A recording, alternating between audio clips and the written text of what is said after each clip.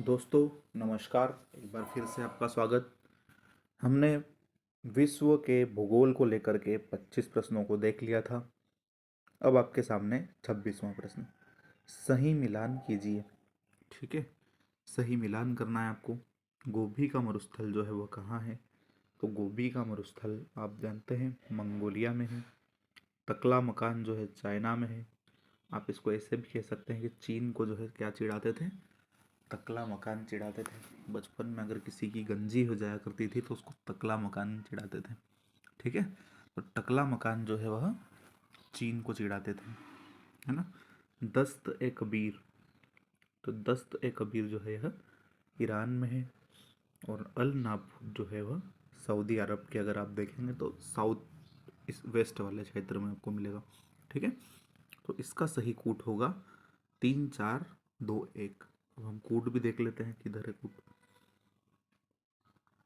3 4 2 1 जो है आपको सी में मिल रहा है। ठीक है, तो सी उसका उत्तर सही होगा। ठीक है, विश्व की सबसे गहरी झील कौन सी है? तो सबसे गहरी झील बैकाल झील है। ठीक है, गहरी झील बहुत बेकार होती है क्योंकि गहरी झील में कोई भी व्यक्ति डूब जाता है, डूबने की संभावना ज़्यादा होती है। ठीक है, तो बैकाल झील जो होती है वह सबसे गहरी झील है। ठीक है, चीन विश्व के कितने देशों के साथ सीमा बनाता है? तो चीन जो है 14 देशों के साथ सीमा बनाता है। ठीक है, च से चाइना और च से 14। ठीक है, विक्टोरिया झील निम्नलिखित में से किस देश के साथ सीमा नहीं बनाती है? तो विक्टोरिया झील के बारे में भी एक ट्रिक बता देता हूँ। विक्टोरिया झील जो है वो टुक टुक करती है। तंजानिया, युगांडा और केनिया। ठीक है, तो ये किस देश के साथ सीमा बनाती है? तंजानिया, युगांडा और केनिया के साथ बनाती है। ब्राज़ील के साथ सीमा नहीं बनाती। ठीक है, तो इसका उत्तर होगा डी।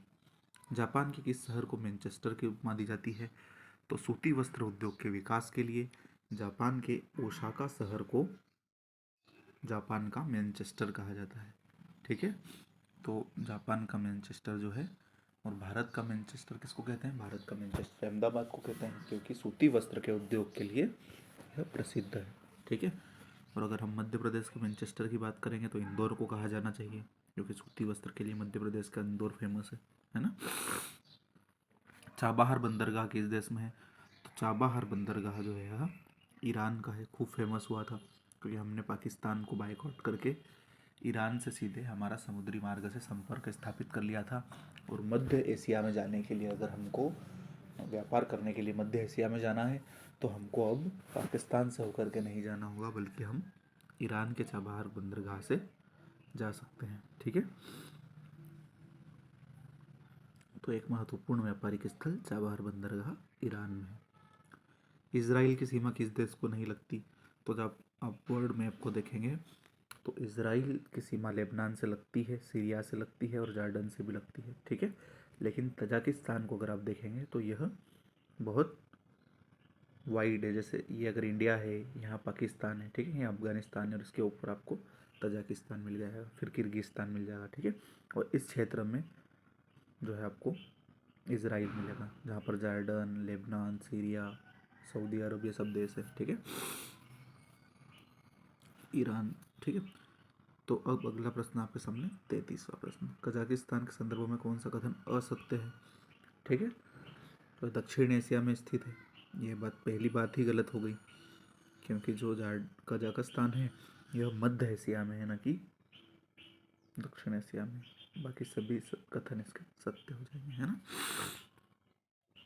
सागरमाथा के संदर्भ में सही कथन चुनिए। तो सागरमाथा मतलब माउंट एवरेस्ट। माउंट एवरेस्ट को नेपाल में क्या कहते हैं? सागरमाथा कहते हैं। विश्व की सबसे ऊंची चोटी है जिसकी ऊंचाई 8850 मीटर है।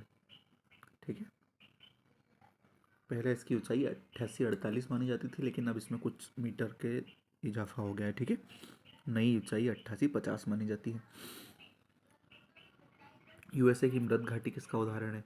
तो यूएसए की मृत घाटी जो है वह रिफ्ट वैली का उदाहरण है, भ्रंश घाटी का उदाहरण है। ठीक है, जैसे हमारी नर्मदा है, दो पर्वतों के बीच में से जो नदी गुजरती है उसको रिफ्ट घाटी से गुजरने वाली, भ्रंश घाटी से गुजरने वाली नदी कहते हैं और ये सबसे निचला स्थल भी है। ठीक है, जैसे नर्मदा नर्मदा घाटी का क्षेत्र हमारे मध्य प्रदेश का सबसे निचला क्षेत्र है। तो भ्रंश घाटी से जो नदियाँ निकलती है वह सबसे निचले क्षेत्र का निर्माण भी करती है। दक्षिण अमेरिका में कौन सा शीत मरुस्थल है? ठीक है, तो दक्षिण अमेरिका में जो पेटागोनिया का मरुस्थल है वह शीत मरुस्थल है, और यह खनिज संसाधनों की दृष्टि से बहुत महत्वपूर्ण क्षेत्र भी माना जाता है ना। पश्चिम से पूर्व की ओर आपको सही क्रम जमाना है। ठीक है, तो आपने अगर मैप देखा होगा तो सबसे पश्चिम में आपको भूमध्य सागर दिखा, फिर काला सागर है, फिर कैस्पियन सागर है, और पीला सागर जो है सबसे ईस्ट में है, जो आपको एशिया में मिलेगा, है ना। चाइना के जो ईस्ट में मिलेगा वह आपको पीला सागर मिलेगा, है ना। तो इसका उत्तर बी होगा। ठीक है, 38वां प्रश्न, मिस्र को नील नदी का उपहार कहा जाता है, तो ये आपने ल्यूसेंट में खूब पढ़ा होगा। वह सहारा मरुस्थल में एक मरु उद्यान है। ठीक है, मतलब मरुस्थलीय राष्ट्रीय उद्यान है। तो ये दोनों कथन सही है, लेकिन इसकी व्याख्या नहीं करता, क्योंकि दोनों अलग अलग बातें हैं। ठीक है, उष्णकटिबंधीय सवाना जलवायु प्रदेश की विशेषता क्या है? ठीक है, तो उष्णकटिबंधीय सवाना जलवायु प्रदेश की जो विशेषता होती है वह ये होती है कि यहाँ पर महाद्वीपीयता का प्रभाव होता है। मतलब वर्ष भर जो है ग्रीष्म ऋतु का प्रभाव अधिक होता है ना। और जो अन्य ऋतुएं होती है वह भी स्पष्ट रूप से परिलक्षित होती है। तो अधिक तापमान वाली जो जलवायु होती है वह सवाना जलवायु के रूप में जानी जाती है। ठीक है, अब जलवायु प्रदेश और क्षेत्र के बारे में बताइए। तो विषुवत रेखीय जलवायु क्षेत्र आप देखेंगे तो कांगो जो है वह विषुवत रेखीय जलवायु प्रदेश है। भूमध्य सागरीय जलवायु प्रदेश, तो इसका होगा कैलिफोर्निया। मानसून बांग्लादेश, क्योंकि हमारे भारत से सटा हुआ है। Savanna Sudan. ठीक है, सवाना तुल्य या सूडान तुल्य जलवायु प्रदेश को एक ही नाम से जाना जाता है। तो 4, 1, 2, 3 जो है वो आपको बी में दिख रहा है ना। तो डी इसका सही उत्तर है, 40 का डी। धान का सर्वाधिक उत्पादन चाइना में होता है, दूसरे नंबर पर इंडिया का आता है। कौन सी फसल जो है बागवानी फसलें हैं? तो आपको बताना है कि कौन कौन सी फसलें बागवानी फसलें हैं। तो जो एकल फसलें होती है, जिसको हम न तो खाद्यान्न में रखते हैं, न तिलहन में रखते हैं, न दलहन में रखते हैं, ये सब फसलें जो होती है वह बागवानी फसलें होती है। ठीक है, जिनको बागानों में लगाया जाता है। जैसे कॉफ़ी हो गया आपका, रबर, नारियल, मसाले, ये सब जो है बागानी फसल के अंतर्गत आती है। ठीक है, वायु परिसंचरण की दृष्टि से हेडली सेल किस पवन पेटी के अंतर्गत आती है? तो पहले भी मैंने आपको बताया था कि हेडली सेल जो है वो व्यापारिक के अंतर्गत आती है। ठीक है, तो आपको 3 प्रकार की सेल याद रखना है। ठीक है, जहाँ व्यापारिक पवनें मिलती है वह हेडली, उससे ऊपर वाली फेरल, और उससे ऊपर वाली ध्रुवीय। ठीक है, 3 सेल होती है दोनों गोलार्धों में, हेडली सेल, फेरल सेल और पोलर सेल, है ना, ध्रुवीय सेल। तो जहाँ पर हेडली सेल है वह व्यापारिक पवनें मिलती है। ठीक है, कौन सी पवन ठंडी पवन नहीं है? ठीक है, तो सिराको नाम की जो पवन है यह गर्म पवन है, न कि ठंडी पवन है। ठीक है, बाकी मिस्ट्रल, ब्लिजर्ड और बोरा नाम की जो पवनें हैं यह ठंडी पवन है। मिस्ट्रल पवन जो है स्पेन और फ्रांस के क्षेत्र में चलती है। बोरा इटली की है।